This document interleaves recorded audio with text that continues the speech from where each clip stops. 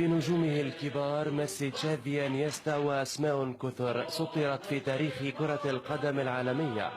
حل برشلونة ضيفا على فلسطين وحط الرحال في استاد دورا بمحافظة الخليل، حيث استقبله أكثر من 25 ألف عاشق للبرسا و450 إعلاميا محليا وعربيا ودوليا.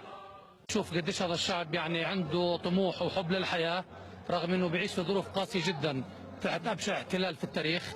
وهذا ايضا رسالة انه هذا الشعب بده يعيش، بده يلعب رياضة، بده يعيش حياته. بعد أهمية زيارة برشلونة فلسطين ببين انه قديش الشعب الفلسطيني متابع المباريات، مطلع على العالم من ناحية ثقافية، من ناحية فنية، بيرفع مستوى الشعب الفلسطيني يعني من ناحية الرياضة يعني بشكل عام.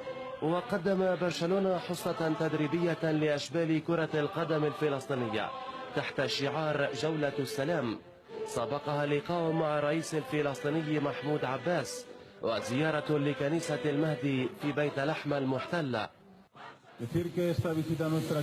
جئنا هنا اليوم لنؤكد تضامننا مع الشعب الفلسطيني، ولنؤكد أيضا أهمية تحقيق السلام في المنطقة ككل.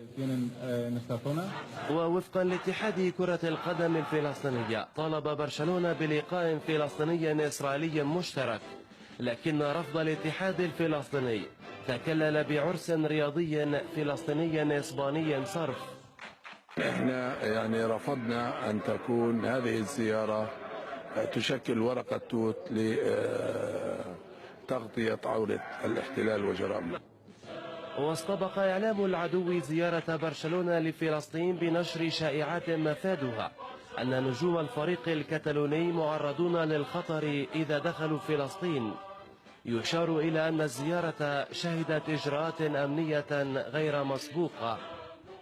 برشلونيون كتالونيون في قلب فلسطين اخترقوا جدران العنصرية الصهيونية، زيارة لفتت للعالم أجمع معاناة الرياضة الفلسطينية وقضيتها. من استاد دورا في محافظة الخليل، نزار حبش، قناة الجديد.